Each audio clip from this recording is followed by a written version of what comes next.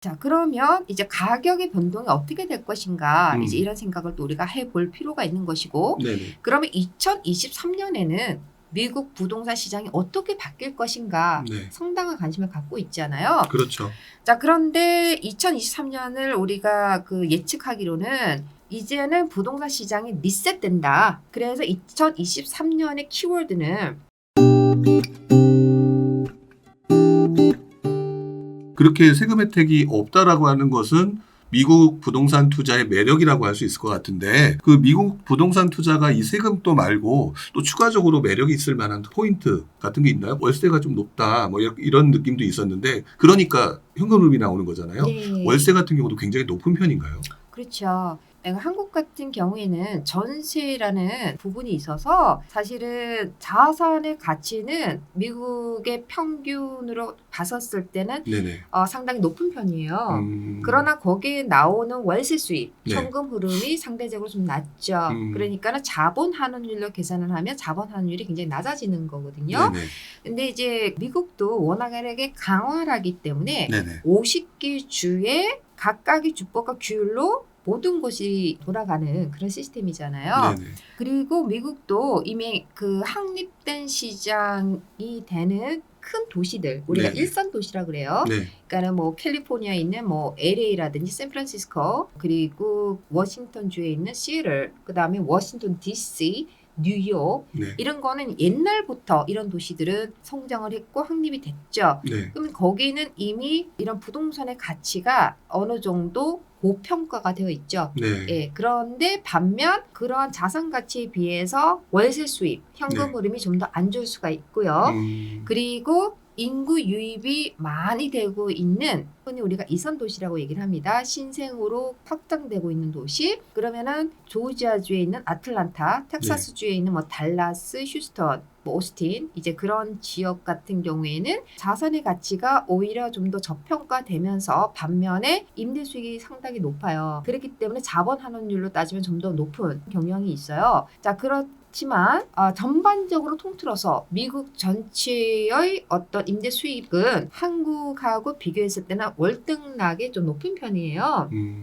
그러면은 우리가 수치상으로 알기 네. 쉽게 표현을 한다면은, 저도 이 미국 부동산이 답이라는 그 책에서 프롤로그에 그런 얘기를 썼습니다. 네. 월세 수입으로 현금 흐름을 얼마만큼 차이가 나는지 알 수 있게 하기 위해서요. 실제적으로 미국의 17억짜리 아파트를 보유하고 있는 투자자분께서 거기에 대한 월세 수입이 170만 원 정도였어요. 네. 그런데 그 17억을 그대로 달러로 환산을 해서 미국에 투자를 한 케이스인데, 네. 조지아주에 이제 투자를 했었어요. 그랬는데 그때 당시의 원화로 1,200만 원 월세 수입이 나온 케이스거든요. 그럼 우리나라는 170인데 네. 미국 같은 건 1,000만 원이 훨씬 더 넘은 거네요. 네. 그러니까 그 말은 자산의 가치가 아직 저평가됐고, 그리고 반면 임대 수익이 높은 편이기 때문에 네네. 월세 수입이 좋은 그런 부분을 반영한 본보기라고 볼 수 있겠죠. 나름대로는 그 월세 수익을 기대하시는 분들은 뭐 국내에서는 요즘 시장이 좀 분위기가 안 좋으니까 네. 또 한편으로는 미국의 월세 수익을, 그리고 또 이제 저평가돼 있는 아까 네. 말씀하셨던 뭐 뉴욕 같은 경우는 워낙 높은 곳이니까 네. 조지아주의 달라스, 제가 또 지역을 잘 몰라서 네. 뭐 그런 쪽으로 네. 찾아서 투자하는 게 훨씬 더 유리하다 이렇게 보시는 거네요. 그렇죠. 현금 흐름에만 중점을 두는 경우에는 네. 사실 이런 일선 도시보다는 이선 도시가 좀 더 유리할 수가 있다는 거죠. 네네. 네. 근데 또 한편으로는 미국 시장도 역시 요즘에 분위기가 안 좋다라고 생각하시는 분들도 되게 많을 것 네. 같아요. 요즘 미국 부동산 시장의 현재 분위기라든지 트렌드라든지 요즘 시장 분위기도 좀 어떤가요? 네, 좋은 질문이세요. 우리가 코로나 이후로 라이프 스타일도 완전히 바뀐 그 전환점이었는데, 네네. 사실 이 코로나라는 이제 전염병이 세계적으로 또 국가적으로 정책적으로 저금리 시대로 끌고 갔잖아요. 네, 그렇죠. 네, 그래서 저금리의 양적 완화 시대에서 수요가 급팽창을 했잖아요. 네네. 자, 그런데 전염병이라는 특이 상황에서 공급에 있어서 재료가 원활하게 공급이 안 되기 때문에 공급망 문제가 또 생겼고, 거기에 또 다른 나라의 어떤 전쟁으로 인해서 그러한 문제들이 더 커졌잖아요. 네. 그러니까는 가격은 당연히 급격하게 상승을 한 케이스잖아요. 네네. 그러니까는 미국에서도 거의 한 40%가 상승을 한 케이스예요. 네. 그런데 2022년도에 이제는 고금리 네. 양적 긴축의 시대로 넘어갔잖아요. 네네. 그것이 전환점이 된 게 미국에서도 한 6월 정도였어요. 네. 그래서 2022년도는 역전의 해다. 사실 그렇게로 요약할 수가 있어요. 네네. 예, 저금리에서 고금리, 양적 완에서 양적 긴축. 네. 그러면 당연히 이제 이자가 연준에서 지속적으로 지금 올리는 거고, 또 이자는 계속해서 올라갈 것이고, 네네. 또 올해도 저희가 봤었을 때는 상반기 때 지속적으로 이제 올라갈 거라고는 보고 있어요. 자, 그러면은 당연히 유효 수요는 축소가 되죠. 네, 그렇죠. 예. 그리고 집값은 올라와 있고 이자는 높으니 이제는 집을 구입하기가 더 힘들어지는 거잖아요. 네네. 자, 그러면 이제 가격의 변동이 어떻게 될 것인가 이제 이런 생각을 또 우리가 해볼 필요가 있는 것이고, 네네. 그러면 2023년에는 미국 부동산 시장이 어떻게 바뀔 것인가 네. 상당한 관심을 갖고 있잖아요. 그렇죠.